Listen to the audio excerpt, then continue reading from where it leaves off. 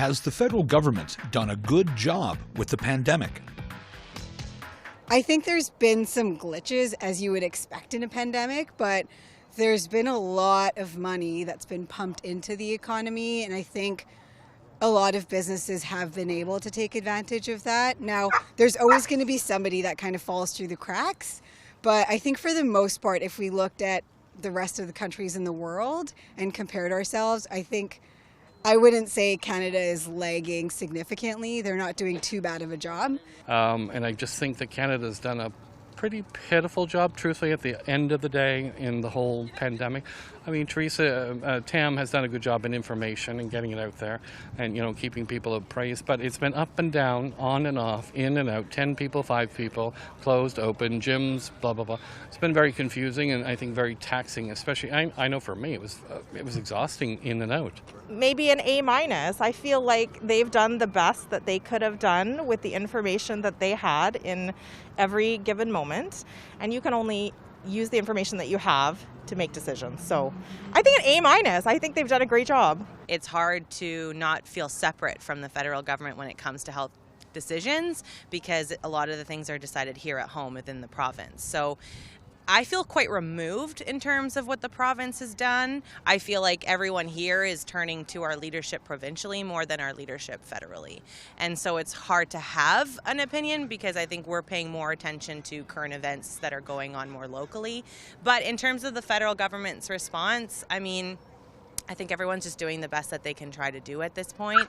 And so I think a B range grade is pretty fair. I think the only country who's really getting an A+ right now is Israel. So yeah. I'm embarrassed because I am a public servant to see that we've had things like stockpiles of protective equipment go to waste because it wasn't properly managed, that we don't have proper infrastructure in place amongst our public health agencies to communicate, that we were working off old data systems. So that part embarrasses me. However, this is a once-in-a-lifetime event, and we hope, and it's hard to prepare for these things. And I think all things considered, if we look at how we're doing relative to other countries and other jurisdictions, it ain't pretty, but it could have been a whole lot worse, I think. I don't think it's good enough, but I think compared to other countries, it's doing a better job because I've witnessed firsthand living abroad in Europe and seeing the pandemic situation over there and how it's handled, and it's very haphazard handling situation over there. So I think in comparison to other countries, I think Canada is doing a pretty good job, but I still think there's room for improvement. I don't think anyone's done a good job with the pandemic. I don't think they handled it well. The measures in place came in too late, and now we're just it's an endless cycle of going back into lockdown, back into red. I don't think it's gonna end until people are vaccinated. The majority of people are vaccinated, you get herd immunity, but there's no time horizon for that. The outlook is grim. I don't know where we're headed with it, really. We just opened up and we're going back to red. Just do what you can. Look at what Biden's doing right now. He's getting stuff done. That is what I feel, and I think that Trudeau and whoever's really in charge of it should just be doing the same thing. They should just be getting people vaccinated, make the age limit not so restrictive, vaccinate more people, because this is scary for everyone. I've had a tough time, of course, just like everyone, but luckily I'm still working, and it's just the people who aren't working aren't going to get back on their feet anytime soon. The market's going to crash. It's just crazy. I think initially we did a really good job.